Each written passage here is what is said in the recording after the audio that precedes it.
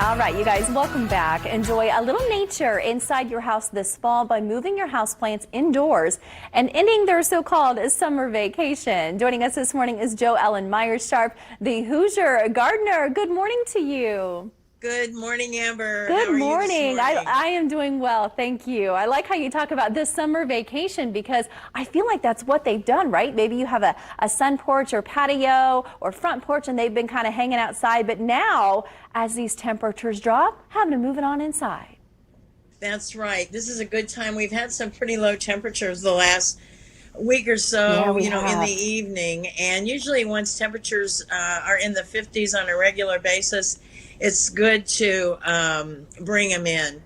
And, as much as we'd like to just like pick them up and bring them in, we really kind of need to look at them and make Okay. sure that we don't see any bugs or diseases or anything like that. Right. So there are a few things that we need to do if we're thinking, okay, they've been outside long enough, it's time to bring them in. So where do we start?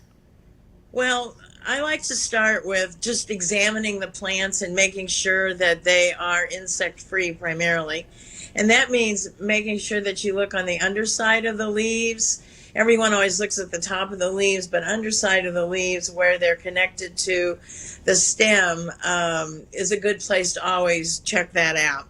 And if you're, not really sure, you can just always, take care of that when we give them a shower, which we're going to talk about in a few minutes. But you also want to clean them up. I mean, being outside, they might get a dead leaf or so, or there might be a branch that's broken from the wind and needs to be trimmed off. And so this is a good time to sort of groom the plants also. Okay, so snip off any damaged or dead leaves, that kind of thing. Yes. Okay, and you also say inspect for insects or diseases. So maybe check the underside of that leaf, perhaps. That's right. That's exactly right. That's the best place to check. And along the stems. And you're kind of looking for fuzzy insects, which could be scale or mealy bugs, depending. Aphids can be any kind of a color, and they're really tiny, and they don't move a lot. Okay. And so they tend to cluster around new growth or along the stems. And so, once we've examined all of those plants, then we can kind of give them a good shower. I like that. Put them in the bath. With the garden hose, or, if you have a balcony and you don't really have a hose, or a patio, you can always bring them inside, stick them in the bathtub and shower them off in the bathtub or, Okay. in your kitchen sink.